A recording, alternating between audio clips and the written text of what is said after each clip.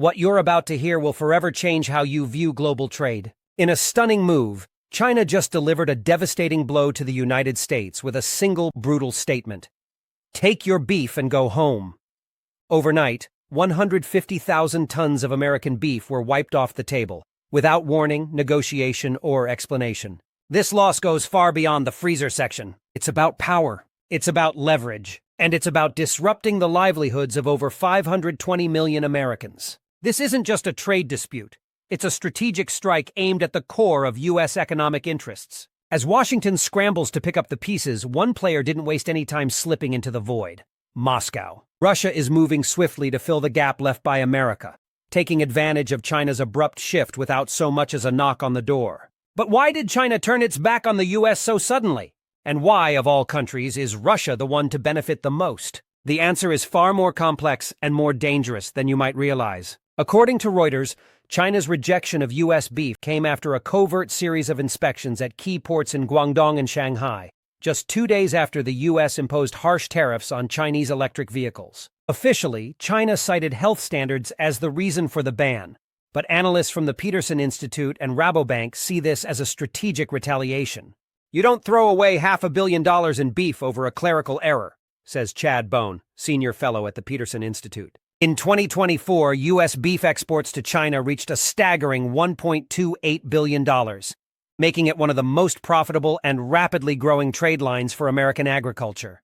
Cutting that off without warning or diplomatic engagement is no coincidence. This move was calculated, targeted, and it hurts. Why target American agriculture? The answer is simple: it's personal. The consequences of China's decision have been devastating. Over $520 million in orders have been canceled or diverted in just the last 2 weeks, according to the U.S. Department of Agriculture. Ranchers in Texas, Kansas, and Nebraska, who produce over 70% of the U.S. beef exports to China, are left with full inventories and no buyers. Clayton Rhee, a Nebraska cattle producer, faces a $4 million contract in limbo. "We prepared shipments for Q2 based on projections from January," he told the Wall Street Journal. "Now we're selling at a loss to domestic buyers who won't even touch those volumes." The USDA reports that wholesale beef prices dropped by 7.3% between March 5th and March 18th, a direct result of the surplus caused by China's rejection. "China was our growth frontier," says Ethan Lane, president of the American Cattlemen's Association. "Losing them throws years of investment off course." It's not just ranchers feeling the pain. Downstream industries like feed suppliers, truckers, and cold chain logistics are facing layoffs. The ripple effects are devastating, and this is only the beginning. But here's where it gets even more chilling. This wasn't just a sudden arbitrary action. It was a political strike. The roots of this escalation date back to February 2025, when President Trump, in his second term, imposed 25% tariffs on $38 billion worth of Chinese electric vehicles, batteries, and rare earth components, citing national security concerns and unfair competition. Trump targeted China's technological ambitions, and Beijing wasted no time retaliating. Within 72 hours, China launched a covert disruption of U.S. beef imports, claiming it was a quality control issue. But the numbers don't lie. Rejection rates of U.S. meat products spiked by 430% compared to January. This was no random enforcement. It was a calculated campaign. A spokesperson for China's Ministry of Commerce stated that all imports must meet their safety standards, regardless of origin. However, state media published op-eds linking agricultural dependence to geopolitical vulnerability, portraying American agriculture as a critical weakness. Wendy Cutler, vice president at the Asia Society Policy Institute, put it bluntly: "Trump hits their tech, they hit his voter base." With farm states playing a crucial role in Trump's re-election, China's move was as strategic as it was personal. They weren't just retaliating, they were sending a message to both Washington and American farmers. If you hit us, we'll hit where it hurts the most. As the U.S. bleeds, Russia is swooping in to take full advantage of the vacuum China has created. According to China's General Administration of Customs, Russia's beef exports to China surged by 32% in the first quarter of 2025, reaching 38,000 tons, more than 5 times the amount from the same quarter in 2022. How did Russia move so quickly to fill the gap left by the U.S.? In 2023, Russia and China signed a bilateral agreement to establish a joint veterinary certification system, clearing the way for exports from 40 Russian processing plants previously banned from the Chinese market. In November 2024, a rail corridor linking Russia's Volgograd region to Xinjiang opened under China's Belt and Road Initiative, slashing transport times by 2/3. This is no accident, says Alexei Kurakov, Russia's Deputy Minister of Agriculture. This is a result of strategic alignment and infrastructure diplomacy. But it's more than just logistics. Russia is using the yuan-ruble payment system to bypass the risks of dollar transactions, a key sticking point in U.S.-China trade. Moscow isn't just filling a gap, they're capitalizing on a strategic opportunity. The truth is, Russia didn't just slip into China's agricultural market, they were invited. They walked through a door left wide open by American tariffs and trade policies.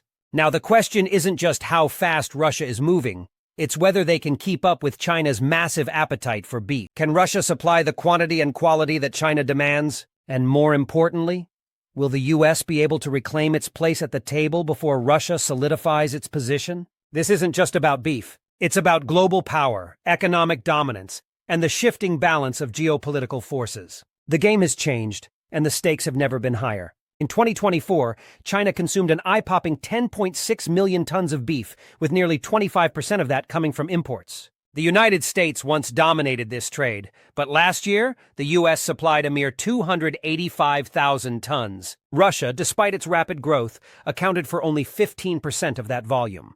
So how is Russia planning to close the gap? What does this mean for the future of global food trade?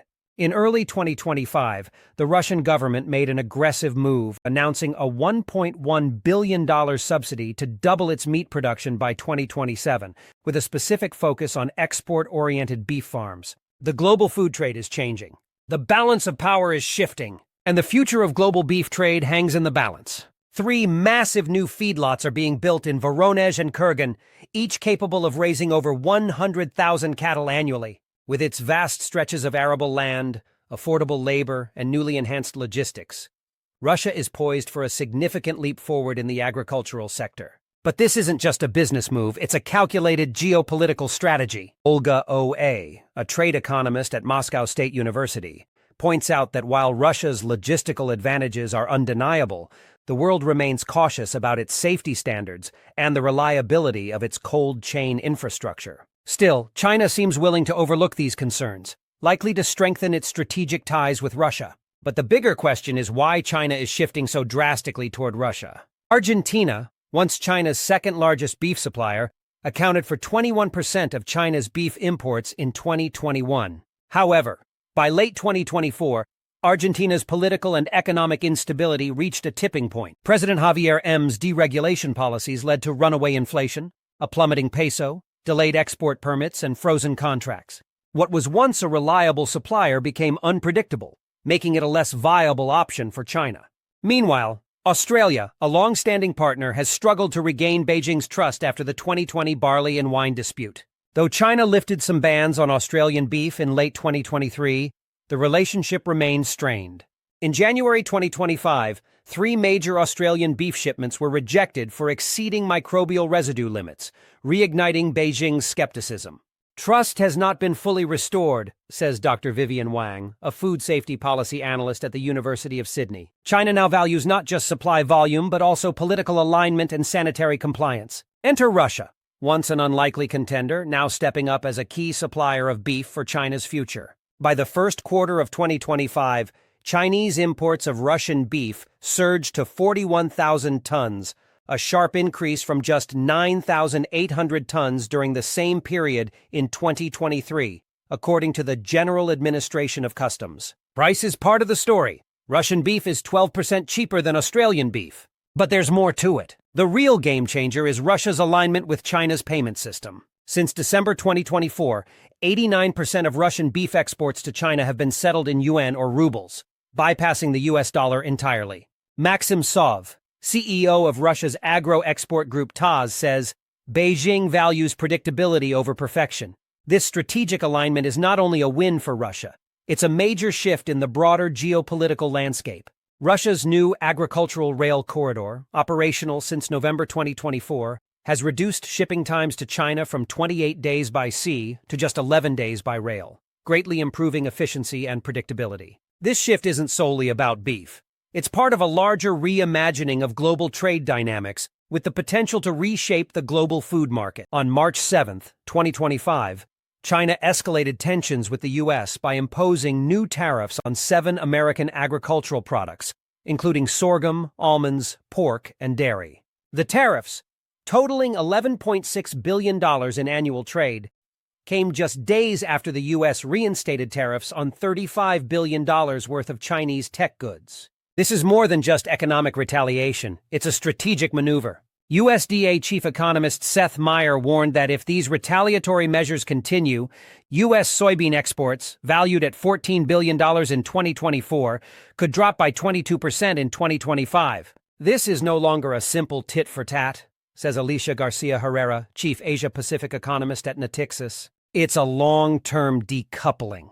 These tariffs aren't just economic punishment.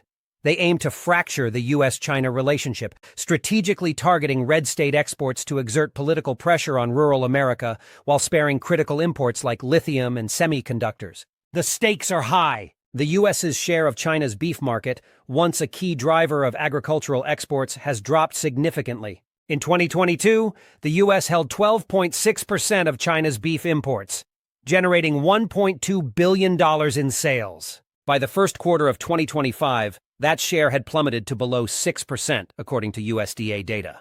Without a diplomatic thaw or a radical shift in strategy, analysts warn that this decline won't be temporary, it's structural. Once a supply chain is rerouted through another country, with new logistics, payment systems, and certifications in place, it becomes extremely difficult to reverse, says Deborah Elms, executive director of the Asian Trade Center. The U.S. risks being locked out of Asia's fastest-growing protein market as Russia and Kazakhstan step in to fill the void. At the same time, China's domestic beef production is booming, up 5.3% in 2024, thanks to heavy state-backed investments in regions like Inner Mongolia and Sichuan. Combined with Russia's rising role as a supplier, the U.S. faces a dual threat: political barriers and increased competition from other countries. This isn't just about losing a market, it's about losing relevance in the future of global food trade. The pressure on U.S. exporters is mounting, and the consequences of inaction are growing more severe by the day. If the U.S. continues with its tariff escalation, it risks further alienating China, pushing Beijing to lock in long-term beef contracts with Russia, Kazakhstan, and other nations. This could cement a new global trade order. China is also signing trade agreements based on the yuan, making U.S. dollar-based transactions, and U.S. beef, less attractive by design. The stakes couldn't be higher. If current trends continue, the U.S. risks permanent loss of access to China's vast and lucrative protein market, a loss that could reshape the global agricultural landscape for generations. The trade war, once about leveraging economic influence, may soon become a story of self-inflicted isolation. The world is watching, and the geopolitical chessboard is shifting. The U.S. must decide. Will it escalate further, or is it already too late to recover?